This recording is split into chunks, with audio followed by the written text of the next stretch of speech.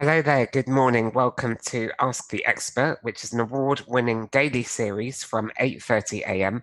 to 9 a.m. to help small businesses. If you've got any questions, please ask them in the comments on the live feed. If you need any more advice, then join the official Intuit's QuickBook SMB community group on Facebook. You've got accountants, business experts on hand 24/7. During the live session, I will be running a poll, so please do engage with it, and I'll reveal the results at the end. If you're on TikTok, check out the Be Your Own Boss competition. You can pitch a business idea, and you could win an investment, mentorship, and business advice to help make it a reality. The investment pot is now up to £10,000, thanks to the Go Cardless adding more into the initial pot from the Purposeful project. Tag hashtag Be Your Own Boss to enter. So I'm Toby Mildon, and I'm a diversity and inclusion consultant. I work with heads of HR, mainly in the technology industry, to help them create inclusive workplaces that can attract the best and diverse talent.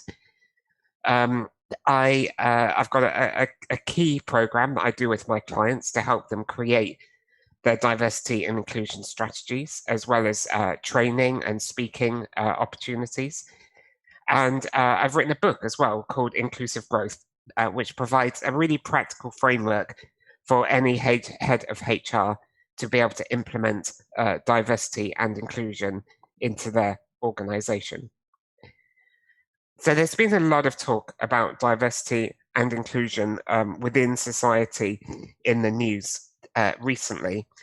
And I think it's really important that as business leaders or business founders, that you're aware of what's going on in society with regards to diversity and inclusion, so that you can set up your organization to be able to respond internally, so that you can create a supportive work environment for your employees and for your colleagues.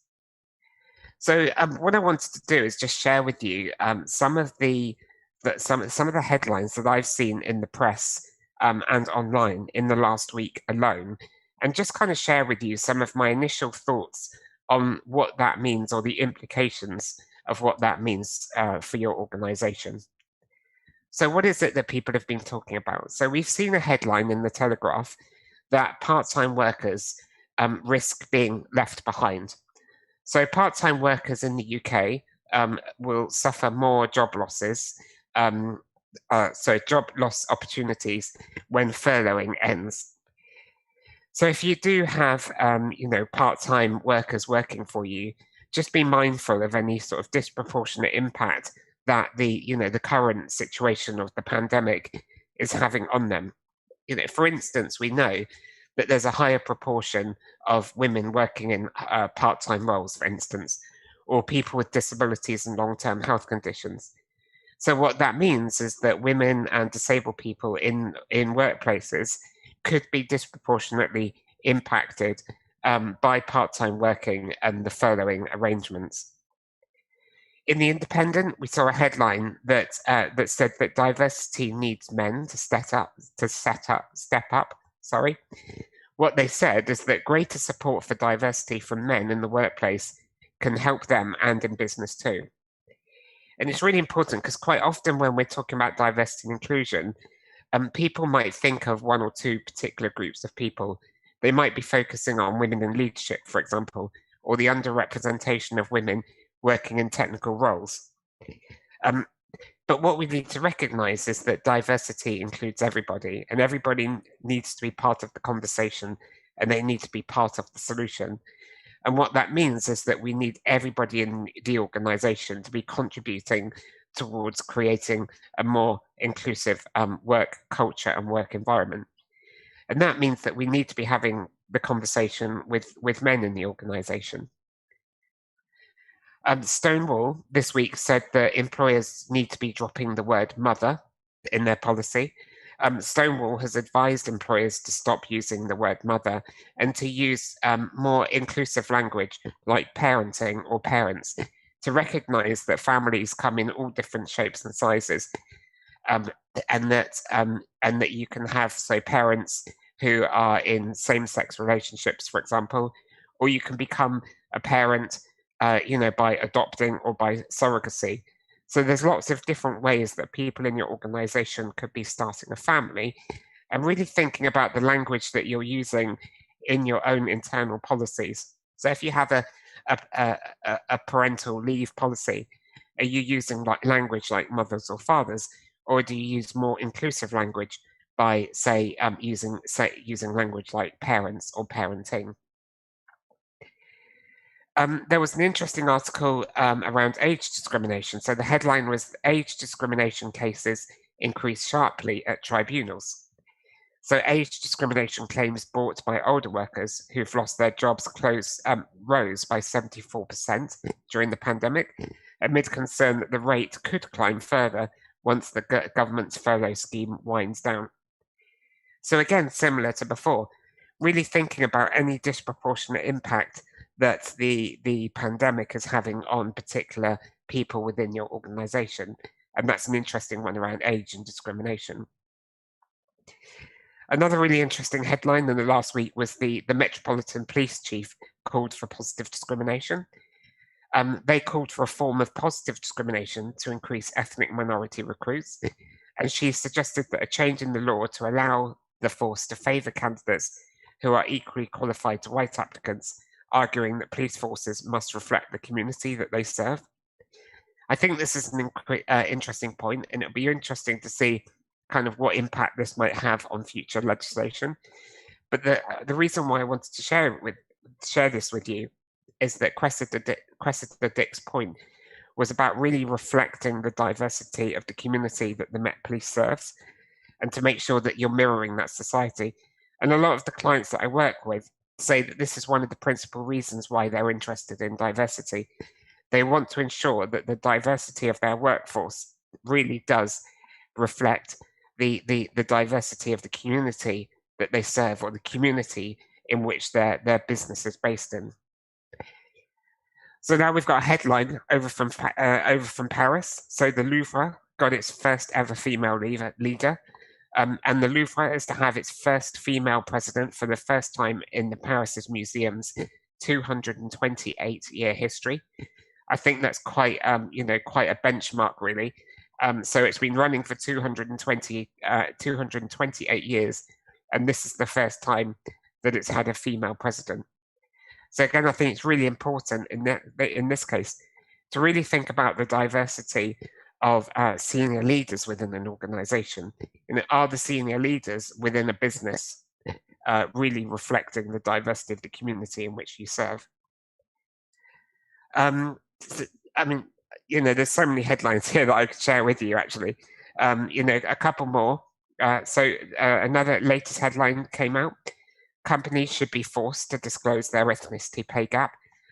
So Simon Woolley, who's a former senior government advisor on race disparity until last year, told the BBC in an interview that it should be now mandatory for companies to disclose their ethnicity pay gap. So companies that employ more than 250 people have to disclose their gender pay gap. For many years now, some large organizations, for example, like Deloitte, have voluntarily been calculating and publicizing their ethnicity pay gap alongside their gender pay gap. And I think, it's really worth keeping our eyes open to see if this does become legislation as well. And even if it doesn't become legislation, if you are calculating your gender pay gap, it might be worth thinking about whether you want to also calculate your ethnicity pay gap as well to go alongside that, so that you can kind of send a message out to society that you're really invested in diversity and inclusion, and that you want to monitor and measure various pay gaps in the organization.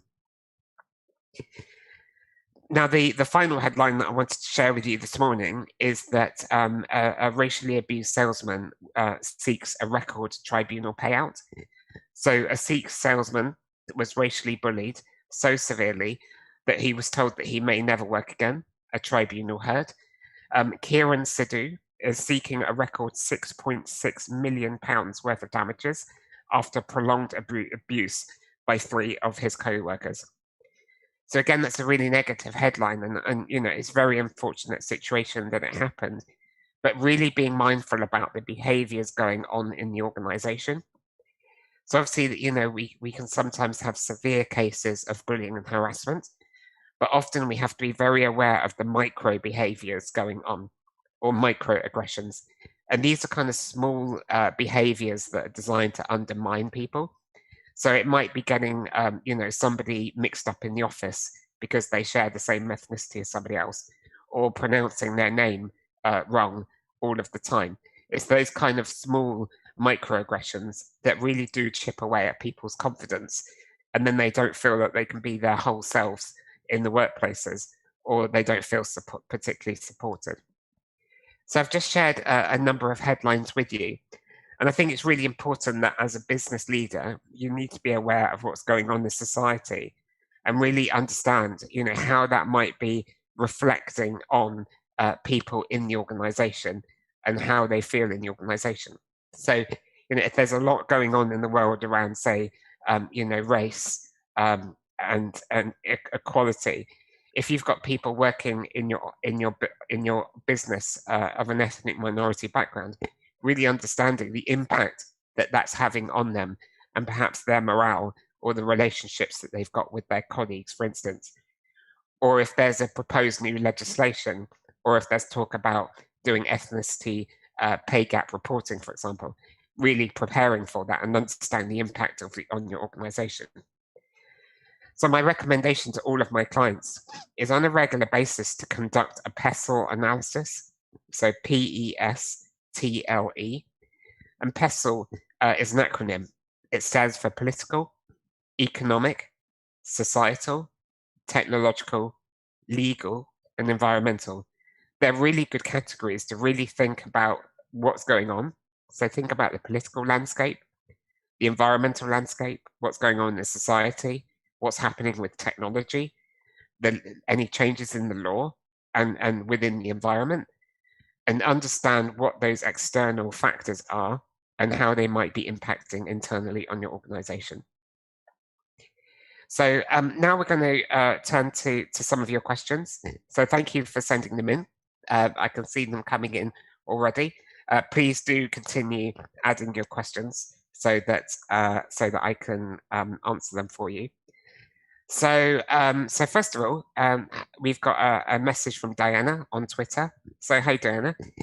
Diana says that I'm quite proud of the work my business has done to become more inclusive and want to talk about it more externally.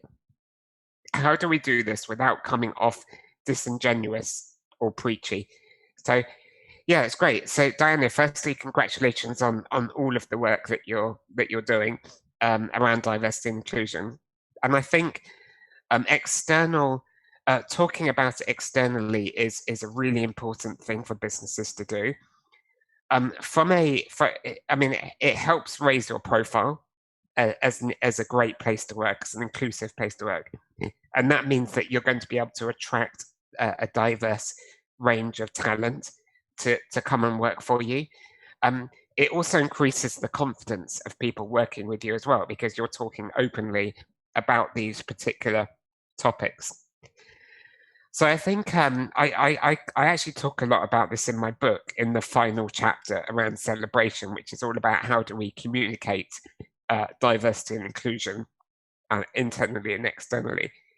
And I would say, first of all, you need to find your voice and to use the same voice on diversity and inclusion as you would for any other external comms. And if you have any kind of business branding already, to be able to use that existing branding. So a lot of organizations, they think that they need to come up with a kind of a separate set of kind of branding around diversity and inclusion. And quite often what they end up doing is using a lot of cliches and stereotypes.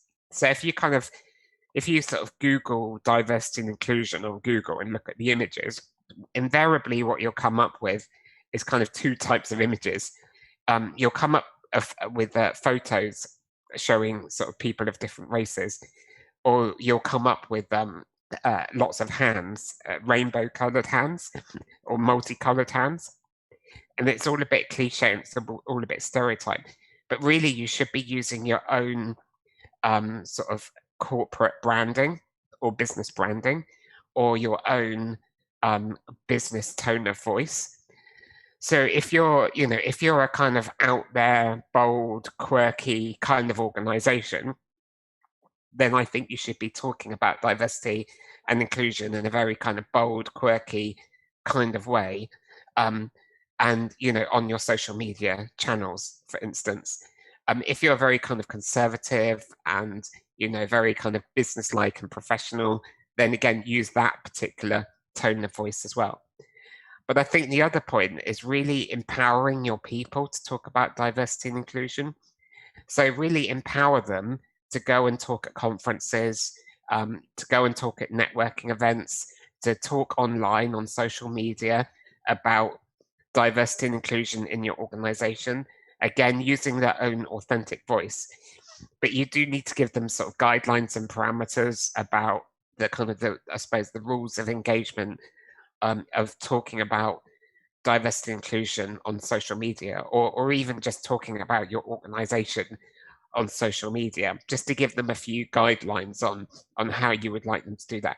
But actually really empowering them is a really powerful, because they can talk on your behalf, and they can probably talk from a very authentic place as well, because if they, let's say they're a working parent in the organization and they find your organization particularly supportive for working parents, they can talk about that from a very authentic place about what it's like to be a working parent working for you.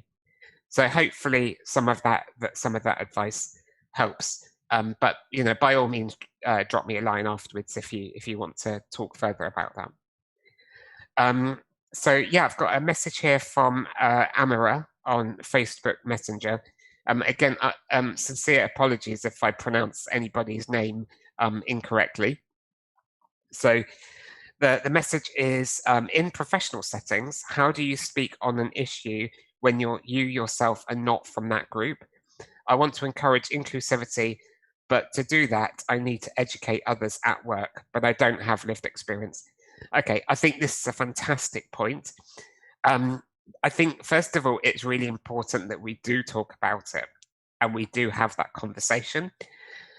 Quite often, people in businesses or business leaders are afraid to talk about particular issues.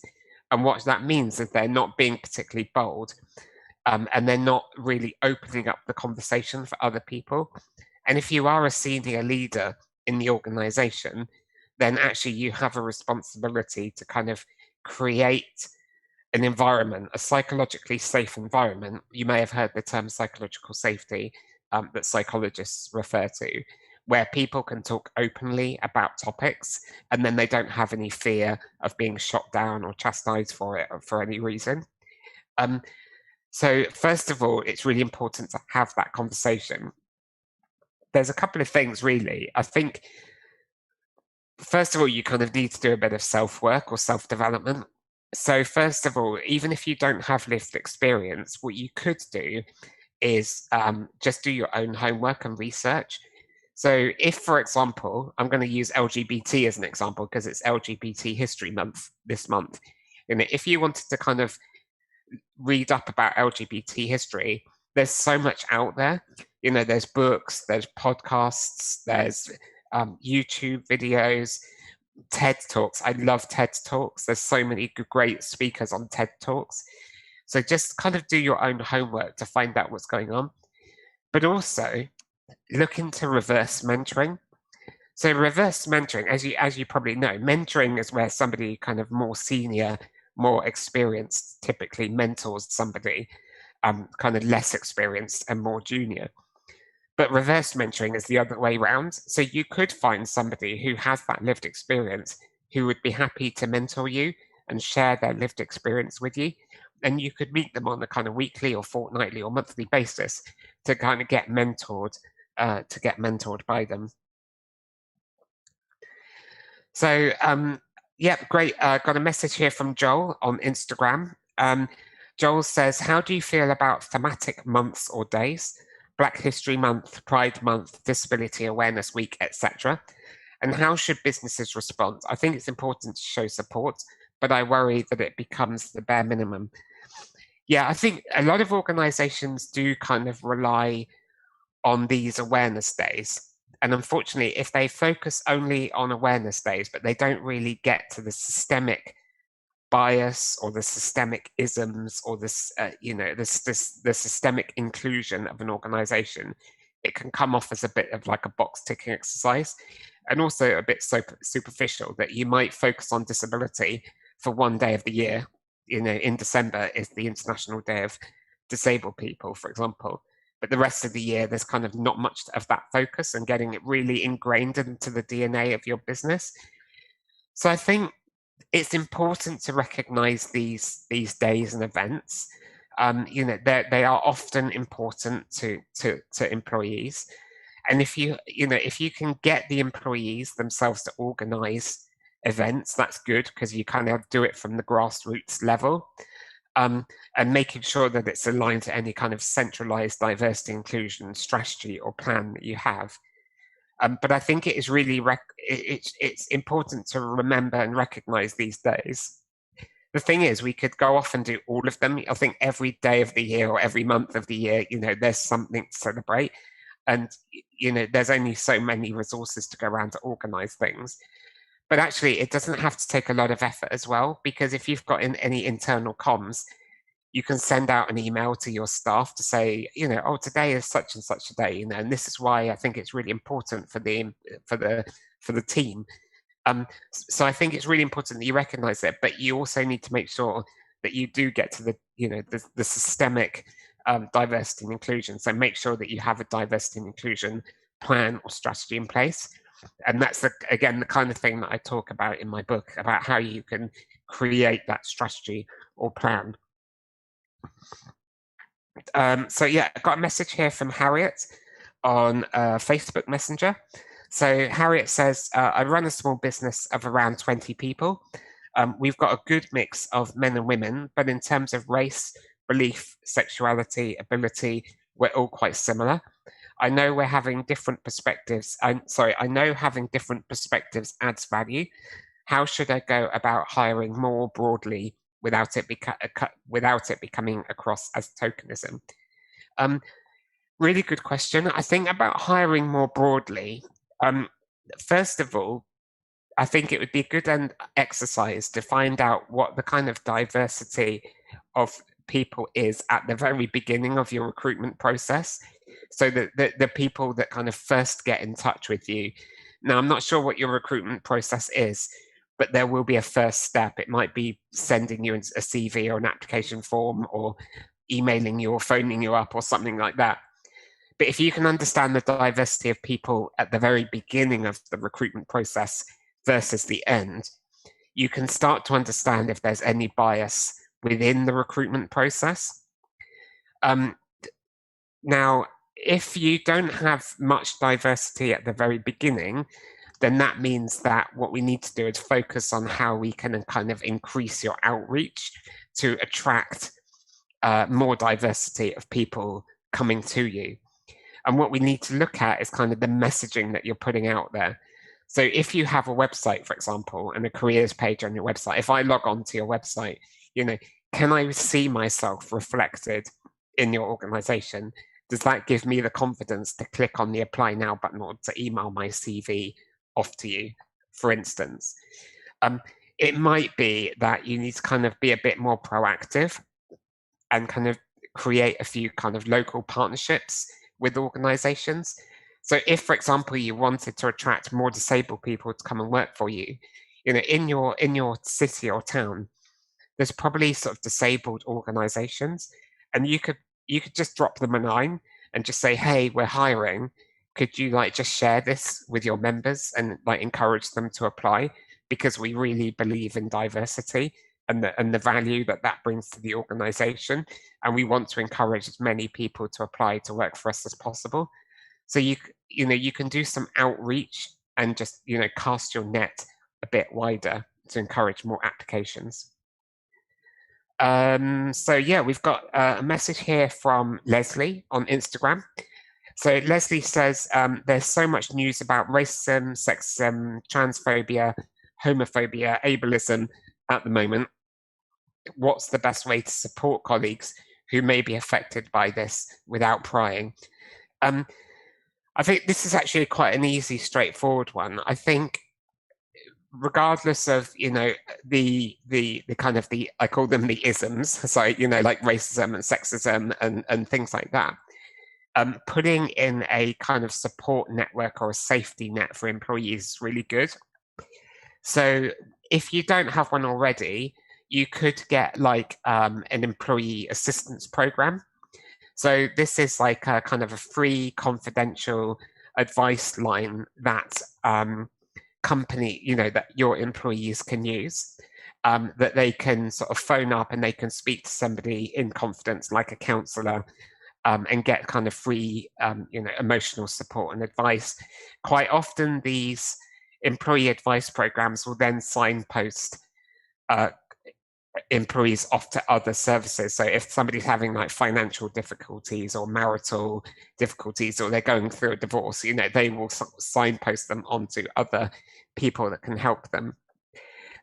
Now, you don't have to be a big organization to have an employee assistance program. There are companies out there that provide employee assistance programs to small and medium-sized businesses, and you just kind of pay on a kind of monthly retainer or a pay-as-you-go basis. But it's often a good way of being able to give employees that kind of confidential support to be able to help them. So there's loads of questions coming in. I really wish I could answer all of them, but we are sadly coming to the end of this half an hour. So the poll results are now in. So I asked you the question: what does your business? Does your business have a diversity and inclusion policy? And the results are in. So 50% of you said yes, you do, and 50% of you said no. So it's kind of half and half. I think it is really important to have a diversity and inclusion policy in place. When I say policy, I think you need to have kind of like a living, breathing policy. So basically have a plan. So a diversity and inclusion plan. Look at, in its most simplistic sense, if you have a diversity inclusion policy or plan, think about what you can do as a leader to create a more inclusive work culture, work environment, and how you can set the tone for the whole of the organization. Think about your talent attraction and recruitment, how you can attract a diverse range of people, how you can have an inclusive recruitment process so that everyone has a fair chance of getting a job offer. Then think about kind of employee retention and development. So how can you create a work environment where everybody wants to stay around and continue working for you, where you get the best out of people, they can perform at their best, and they can, really grow and develop their career whilst working for you. And think about your kind of organizational policies and processes. How can you make your policies, your processes, what I call your employee experience, inclusive? So if, for example, you have a parental leave policy that I mentioned earlier, how can you make that inclusive? What is the language that you're using in that policy? Are you just talking about mothers or fathers? Or are you being more inclusive about talking parents more broadly and in general, recognizing that parents come in all shapes and sizes? Thank you ever so much for all of your questions. Thank you ever so much for tuning in. If you would like to get in touch with me, feel free to message me through my website, which is Mildon, Mildon, so mildon.co.uk, or connect with me on LinkedIn. I'm always on LinkedIn, so connect with me, send me a message on LinkedIn. If I didn't manage to get around to answering your question, I would love to answer it. Just drop me a line on LinkedIn or send me a message through my website. So coming up on Ask the Expert on Monday is Johan Gori, who's an accountant and managing director of On Point, which is an accounting group. Tune in to get accounting advice and tips on how to kickstart your business. A reminder that if you need any more advice, then join the official Intuit QuickBooks SMB community group on Facebook. You've got accountants and business experts on hand 24/7. And don't forget that the Be Your Own Boss competition on TikTok so you can pitch a new business idea and you could win an investment, mentorship, and business advice. The investment pot is now £10,000 thanks to Go Cardless adding more into the initial pot from the Purposeful project. Tag hashtag Be Your Own Boss to enter. I've really enjoyed answering questions and spending the morning with you. Have a great day. It's almost the weekend and have a fabulous time. Thank you very much.